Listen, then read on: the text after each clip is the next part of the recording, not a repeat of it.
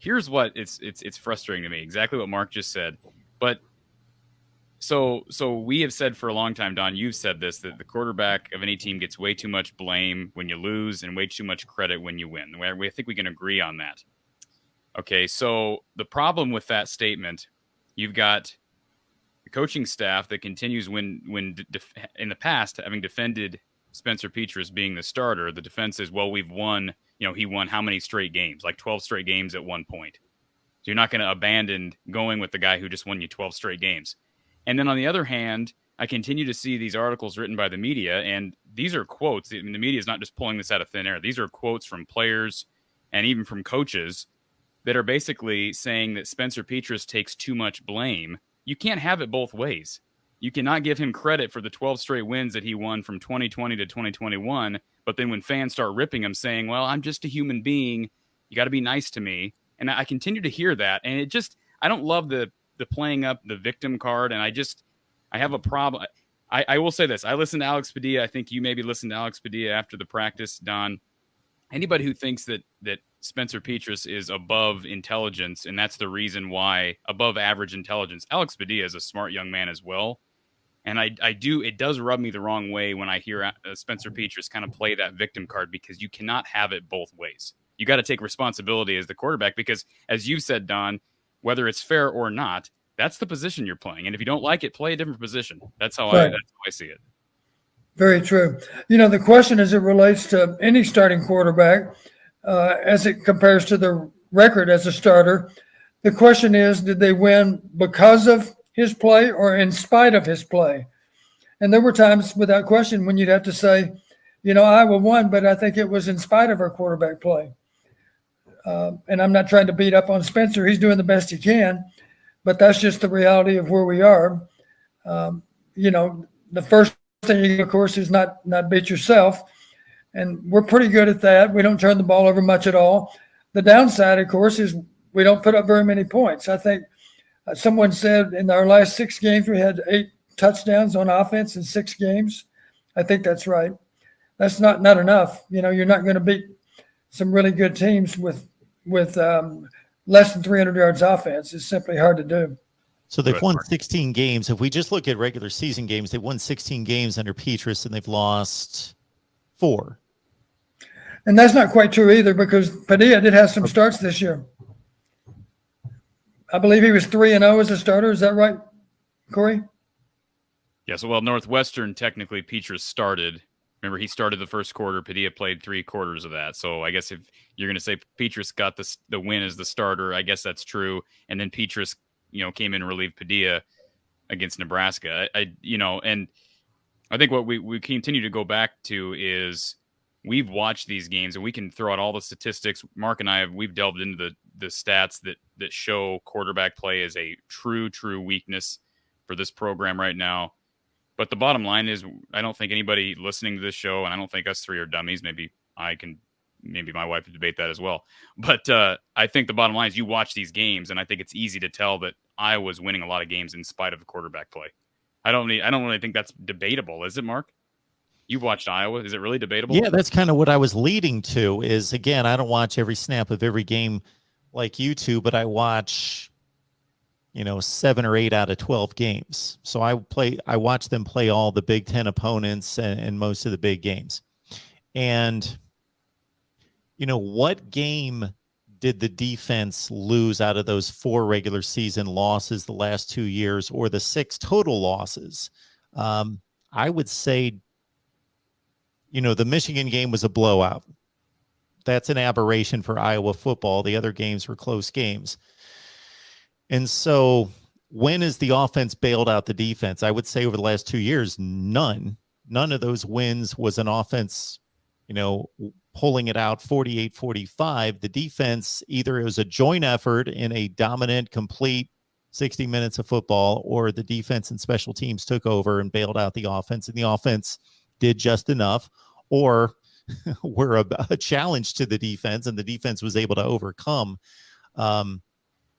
So yeah, I got to think that it's just an evaluation that needs to happen, and maybe possible changes, or at least competition. I think that's what we're asking for here, competition because of that.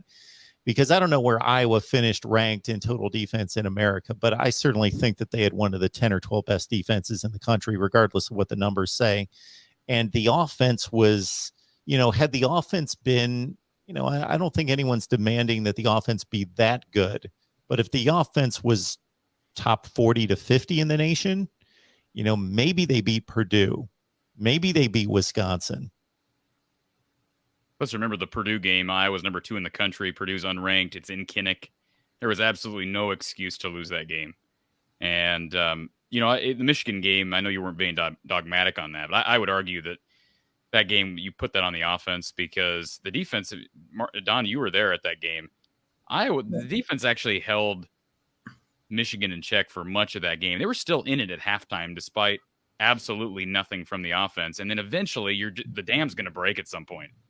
At a certain point, the score is insignificant. So the defense didn't give up. Had the game been competitive, I fully believe that Iowa's defense is not giving up 42 points to Michigan. And Lemansky says, 2022 football, let's dig up snakes. So appreciate that super chat from Lemansky. And I want to make clear of something here. So, Mark, it's very rare that I would call out a student athlete specifically. And for the record, I do not condone people who are, making threats at Spencer Petras or throwing shade at Spencer Petras.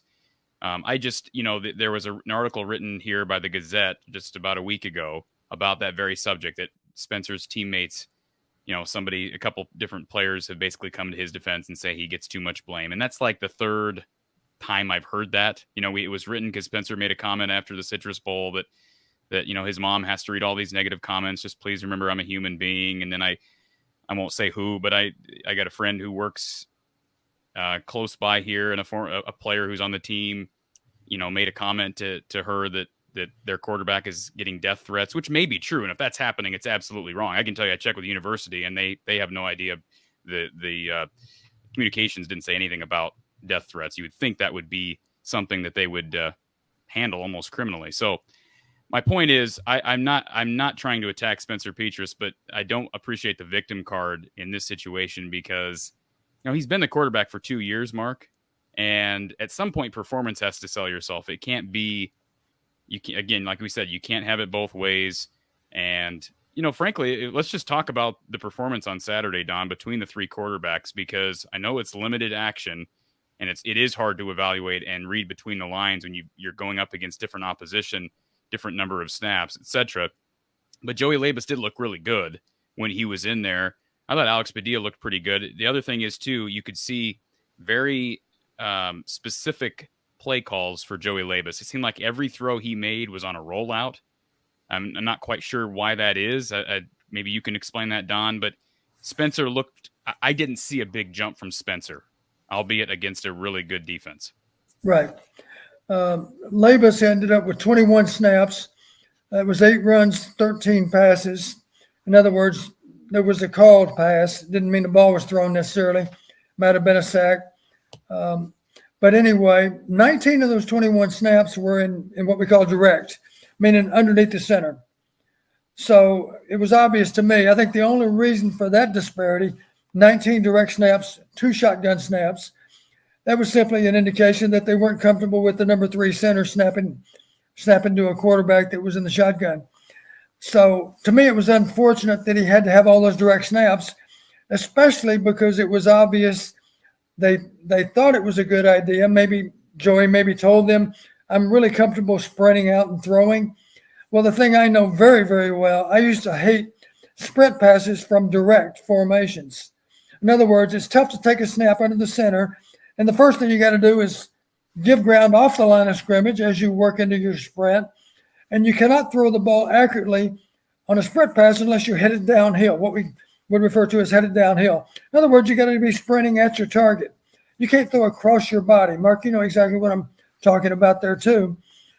And the bottom line is that Joey was taking snaps and having to separate from the line of scrimmage and then quickly get turned downhill and still make a throw, and he did it. He proved he could be a decent sprint passer, but I'm here to tell you it's easier to do it out of the gun than it is out of direct.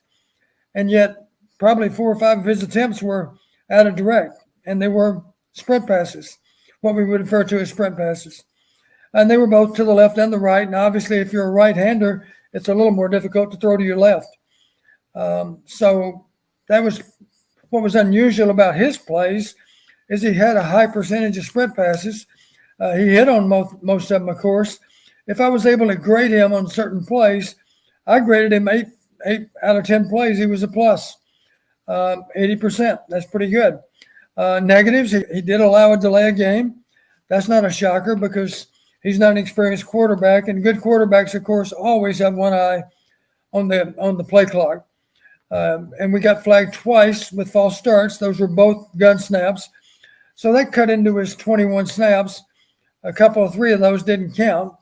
He actually would have been in there for more than 21 plays based on all that. 1 delay and 2 false starts.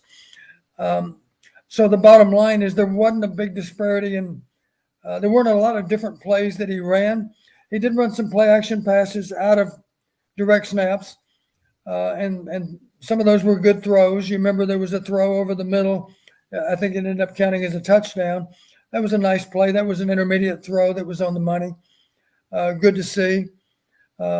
Just to give you an idea of how uneven they were, Padilla, on the other hand, only had a grand total of 14 snaps. So 21 for Labus, 14 for Padilla. That's 6 runs and 8 passes. And 12 of those were direct snaps, only 2 out of the gun. And then for Petras, 22 snaps, 10 of them were in direct and 12 of them were in the gun. And that was 7 runs and 15 passes, 15 call pass plays. Of course, there were some sacks in there. And you're right, Spencer's completion percentage was below 50%. And I wouldn't put too much stock in what those completion percentages were, but it is an accurate statement to say that Padilla and Labus both had higher completion percentages than Spencer. And the counter to that, of course, if you're a Spencer fan, is, well, he was doing it against better defensive players.